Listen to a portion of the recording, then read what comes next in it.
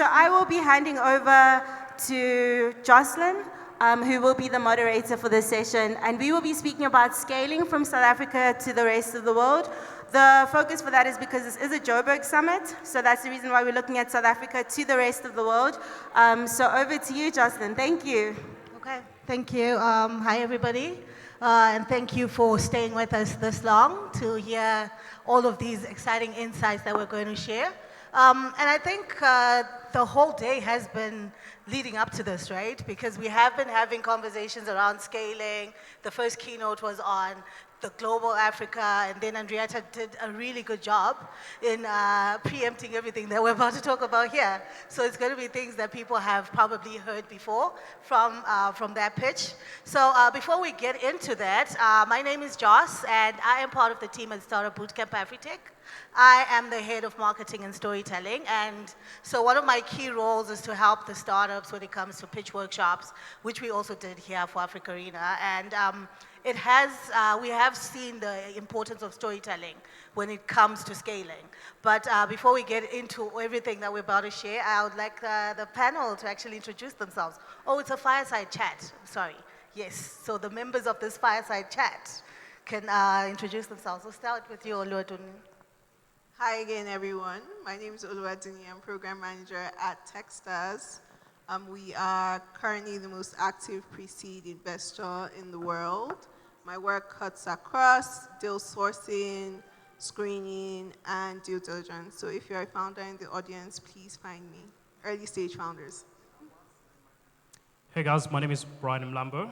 I'm an ecosystem builder, currently the CEO and co-founder of Arca Ventures, a venture builder that's based in Cape Town. And we focus on helping early stage startups build scalable MVPs and tap into different markets. I'm also the chapter director for Startup Grind, which is one of the largest entrepreneurship communities in the world. So we're in over 600 cities currently. And our main focus is to build different entrepreneurship ecosystems in different countries. And we've successfully done it in South Africa with a community of over 40,000 entrepreneurs. And our goal is just to create spaces like this where entrepreneurs can learn from each other and get the right help on how to scale a business. Hi, good afternoon, or is it evening? So I head up the post-investment at Masisizane Fund. Masisizane Fund has been around since 2007. We're a sector-agnostic fund. We fund from mostly debt and equity. So minimum check size of 250,000 Rand, maximum 20 million. And we funded across various sectors, so supply chain, agriculture, and other sectors as well.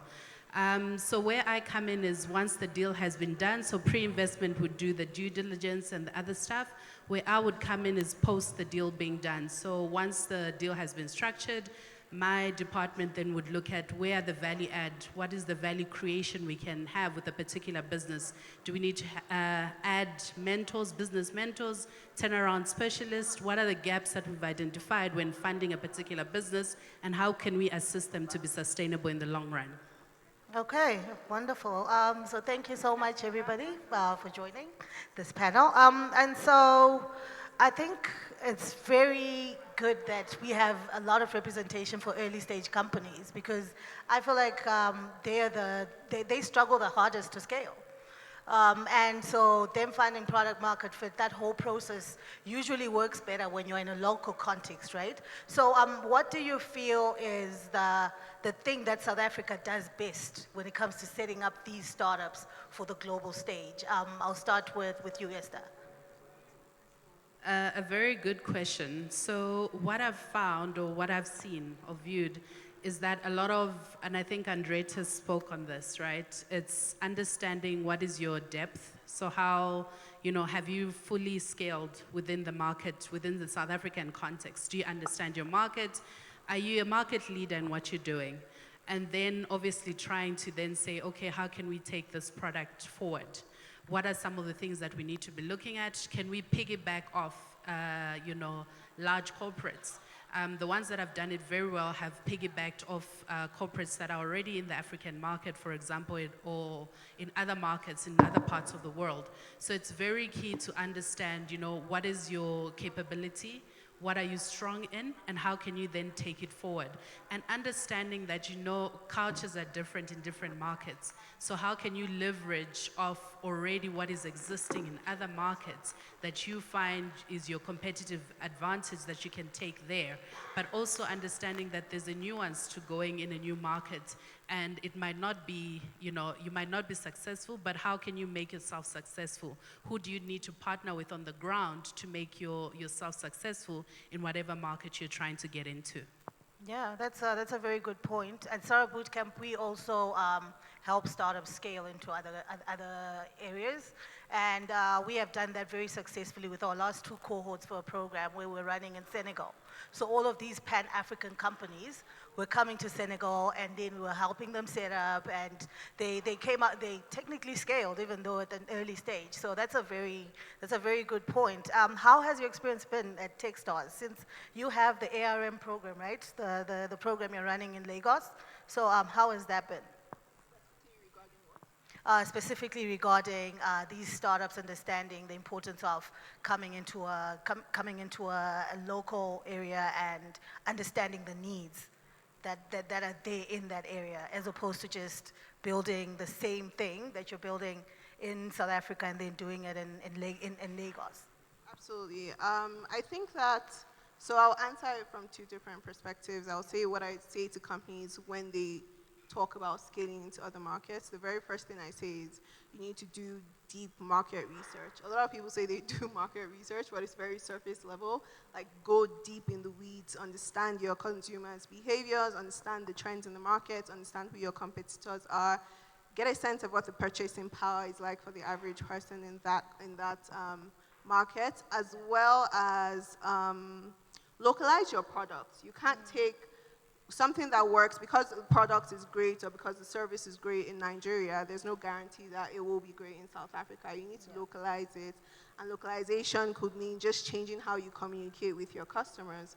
There's also reworking your pricing plan, again, to the point of understanding what the actual purchasing power is like, localizing your pricing as well, prices that work in countries that are more developed, for lack of a better word.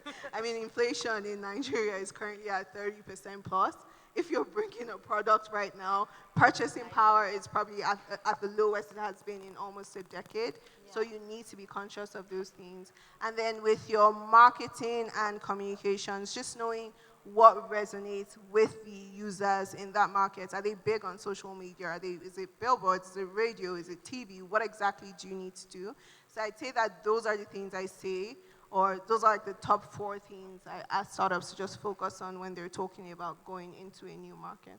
But to the point about the accelerator, I also do advise that if you want to expand into a new market, if you are at the early stage, it's one of the best ways to just sort of immerse yourself into that market by joining an accelerator, joining a boot camp.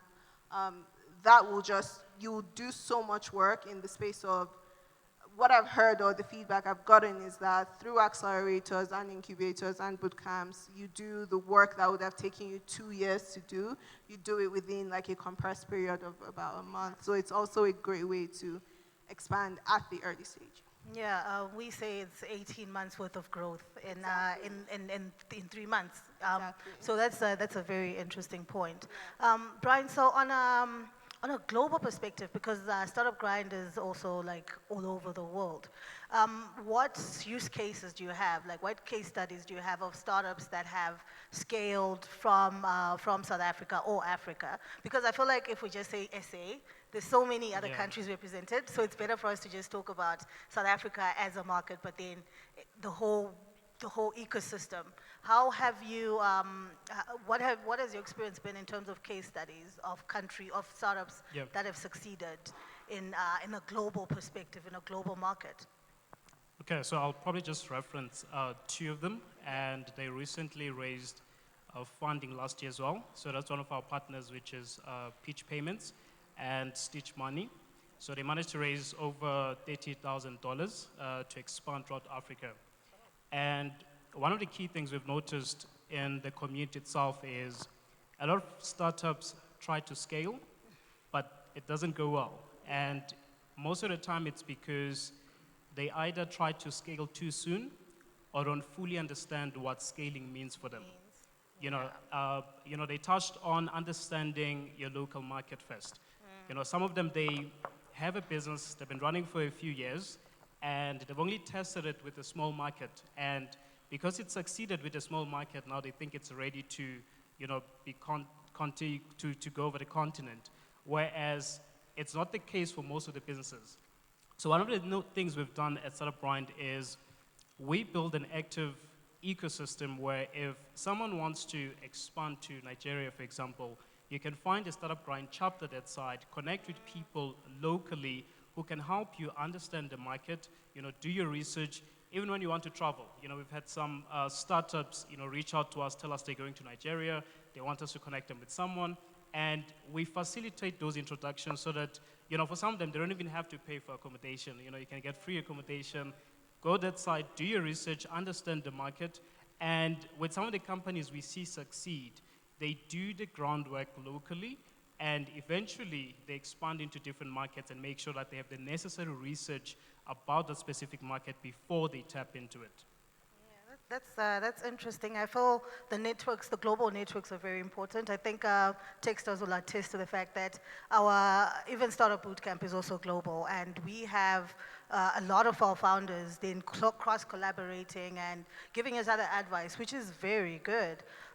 So Esther, we're about to wrap up, and I just wanted to know, on a funding perspective, what are your key insights, or what are the flags that you look for in a company in terms of when they give you their strategy and say, oh, we're looking to scale to Nigeria as a South African company? What are the things that you look at and say, okay, so we can invest in a company like this if they're looking to scale?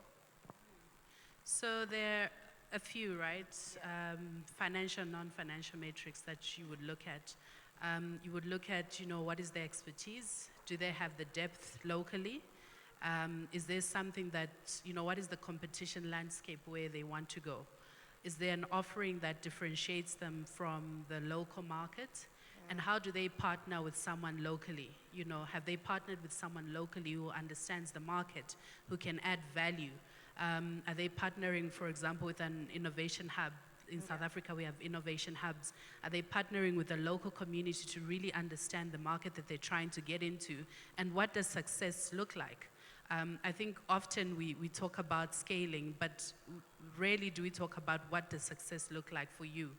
What does scaling successfully look like for you? Is it maybe having someone locally? I think Andrietta spoke about this. You're also going to almost be taking your management team from what they're doing here, what they're doing really well, that has made you successful in your local market. You're going to be splitting resources, right? You're going to have to take someone locally to leave what they do here very well to go off into the international market. Do they have the right partners there to support them as they transition from local to there? Do you have someone who replaces someone who's doing the job here that will allow them to do what they need to do elsewhere? So it's very important that you look at all the things that will ultimately make you, we look at all of these factors to say what will make you successful, what will set you apart from others that you will be able to do differently in that market. Okay, wonderful. Guys, I'm so sorry that this was so short, but so sweet. I feel like there's so much more to talk about on this topic, and we'll definitely love to catch up and talk about this later. But on this panel, thank you guys so much for joining. And yes, so you want to say something quickly? Perfect. Parting shots. I think the biggest mistake I've seen many startups or many founders make when planning to scale into another market is they do not hire like a front-facing senior person. There are cultural nuances you don't understand. There are non-verbal communication cues you're not aware of simply because you're not very important, as well as regulation, getting a license if you're the type of company that needs a license to operate in that market. Your life will be so much easier if you hire a super senior person in the markets you want to scale into and have them set it up for you from the ground as opposed to trying to do everything by yourself, because your knowledge is limited at the end of the day. Sorry. Yeah, wonderful. No, those are great parting shots. So, yeah, thank you so much, everybody. And, yeah, we'll chat. Thank Bye. you. Thanks very much. Can we give them a round of applause? Man. Okay. I think all the panels have been really, really interesting.